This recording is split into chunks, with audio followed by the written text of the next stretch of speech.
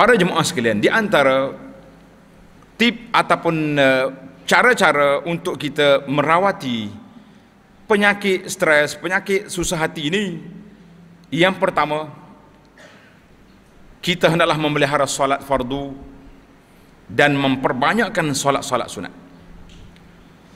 Solat fardu wajib dijaga, jangan bermudah-mudah, dan solat sunat mesti dilakukan, jangan bermalas-malas. Sesungguhnya solat dapat memberikan ketenangan jiwa. Tunaikanlah kewajiban solat dengan sebaiknya, di samping melazimi salatul jamaah di masjid dan di surau.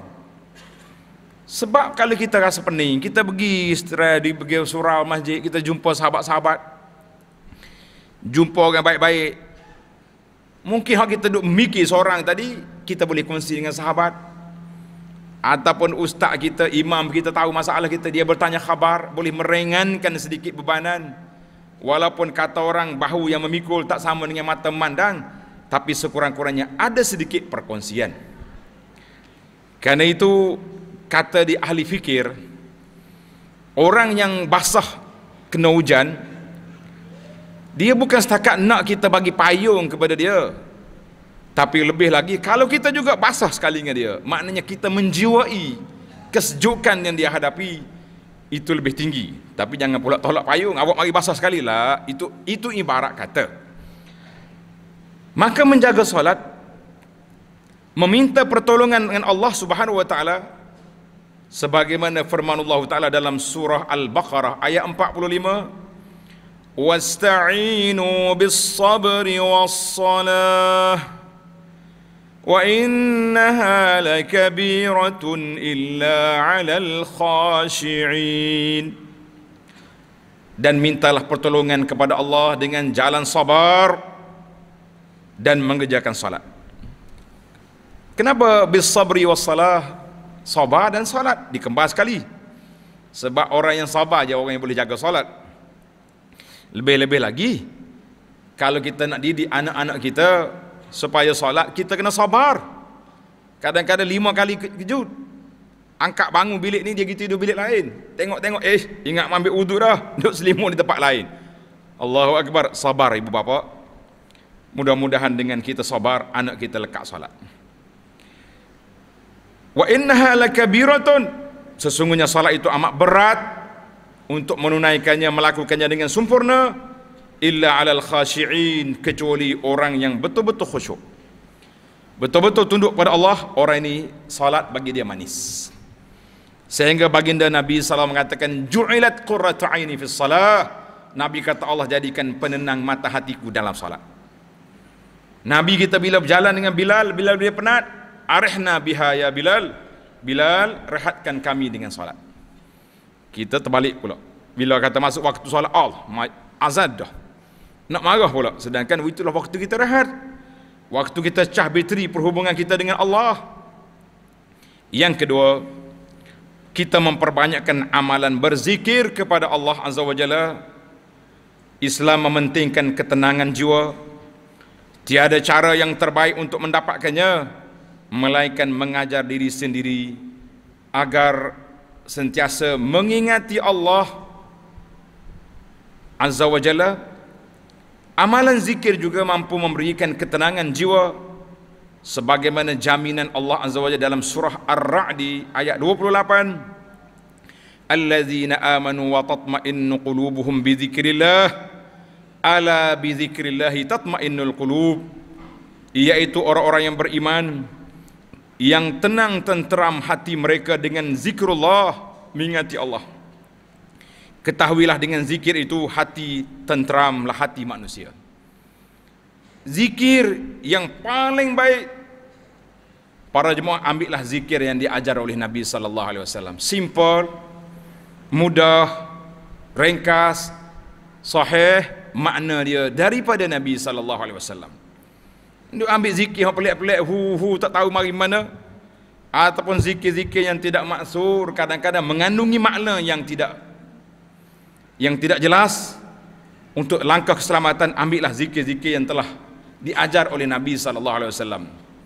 Di antara buku zikir yang saya usahakan terjemahannya, iaitulah kitab Perisai Muslim. Kecil je, boleh masuk dalam poket untuk dibawa mana-mana. Sekarang kita telah masuk dalam handphone, tuan-tuan. Sudah ada Perisai Muslim itu untuk dibaca.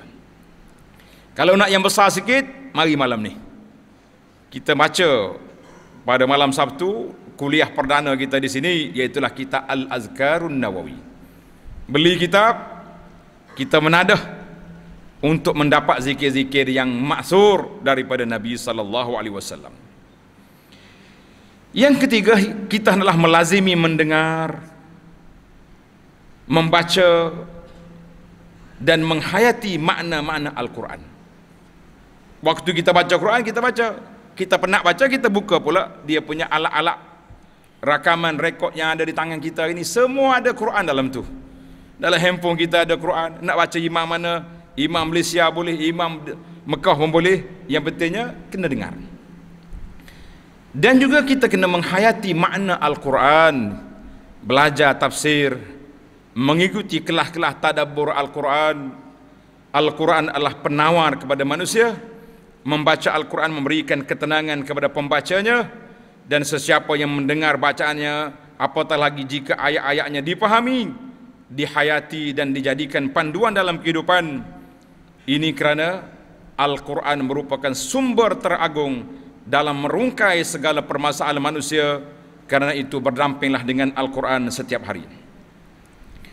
Yang keempat, kita hendaklah memperbanyakkan doa, memohon keampunan dan berserah diri kepada Allah Azza wa Jalla.